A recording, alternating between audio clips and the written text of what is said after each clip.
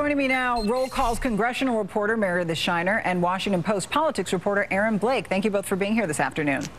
Thanks for having us. Meredith, I want to just start with you. You know, it's not just Republicans like Senator Lindsey Graham who are pushing to do more on Syria. Let's take a listen to what Senator Robert Menendez had to say.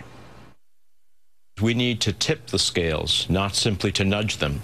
And the president's moving in the right direction. You can't just simply send them, you know, a pea shooter against a blunderbuss at the end of the day, or else our vital national security interests, time is not on our side, and our vital national security interests will not be pursued.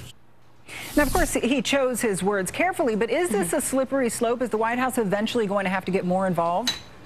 It's extraordinarily complicated because what we're talking about here is providing aid to rebels, but we don't know exactly who those rebels are.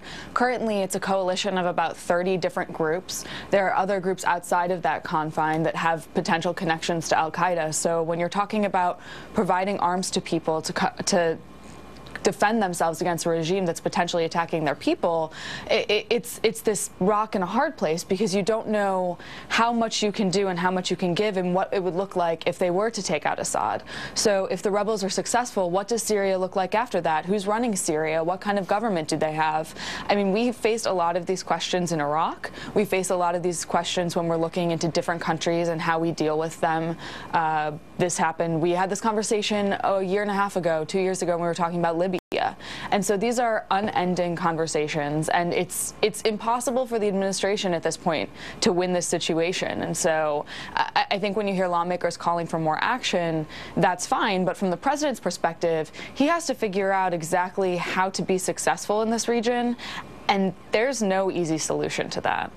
Now, Aaron, you had John McCain, Lindsey Graham, and even former President Bill Clinton all coming out and pushing for the president to do more. Now, of course, the White House is saying their decision about aid was based on revelations about chemical weapons use. But how much of it do you think had to do with political pressure? Well, it's impossible to take a situation like this and totally separate it from politics. I will say on this issue that the American people aren't very tuned in. Polls show that only about 2 in 5 Americans are actually paying attention to what's going on in Syria right now. I think, though, this is a recognition of the fact that this could change in the coming weeks. President Clinton's decision to say something about this and essentially agree with John McCain that more needs to be done was a very significant moment. This was a big-name Democrat, somebody who's dealt with situations in Kosovo and Bosnia, obviously. So he has some credibility on this, and I think that did, to some degree, force the Obama administration's hand. Beyond that, though, I don't think that the American public is clamoring for some kind of American involvement in this war. I think that even with the so-called red line being crossed, that really hasn't been crossed in the minds of the American people to this point. Well, I know, Aaron, you mentioned public support about getting involved in this, and that speaks to a New York Times editorial today. The headline of that is, "Bad Idea, Mr. President." Ramzi Mardini writes, "Not since the 2003 invasion of Iraq has American foreign policy experienced a strategic void so pervasive. Syria is like Iraq, except worse." Meredith, does the president need to do a better job of explaining to the American people what the goal is, why we're doing this, and why we're getting involved? Well, I think it was actually really interesting that Aaron had pointed out those Bill Clinton remarks. When they were first made and first leaked to the press, it made it seem like potentially they were unrelated to what the administration was doing. But then the next day, the administration had announced that they were going to increase their efforts there.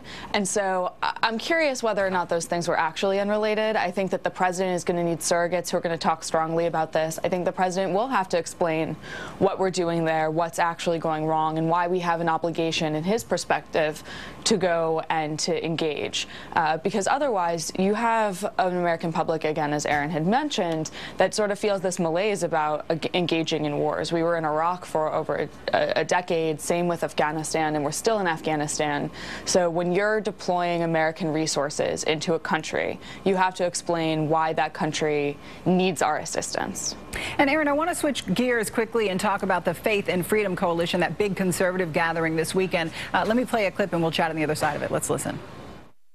Immigrants create far more businesses than native-born Americans over the last 20 years. Immigrants are more fertile, and they love families, and they have more intact families, and they bring a younger population. I think it's kind of dangerous territory, touchy territory to want to debate this over one race's fertility rate over another. And I say this as someone who's kind of fertile herself.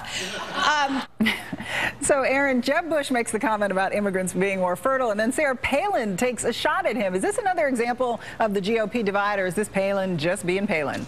I think this is Sarah Palin being Sarah Palin. You know, she's kind of made a habit out of inserting herself into certain issues within the Republican Party, disagreeing with other big-name Republicans, and it's a good way to get headlines. I think my colleague Chris Cillizza said it best a couple years ago when he labeled her a celebritician. She really doesn't have a political constituency so much as a kind of pop culture constituency. I think that she says things like this to be provocative. I think that there is, though, a potential in the Republican Party. If you really look at Jeb Bush's comments and what he was trying to say, you know, this is an argument that could work in the Republican Party. There could be people who use this as a reason for immigration reform, basically that we need immigrant labor in order to have the economy recover. I think the way he said it was inartful and probably hurt that cause, but I wouldn't be surprised to see other people take up that effort in the weeks ahead as we push forward with this immigration debate. All right. Thanks so much. Aaron Blake, Meredith Shiner, thank you both for being here.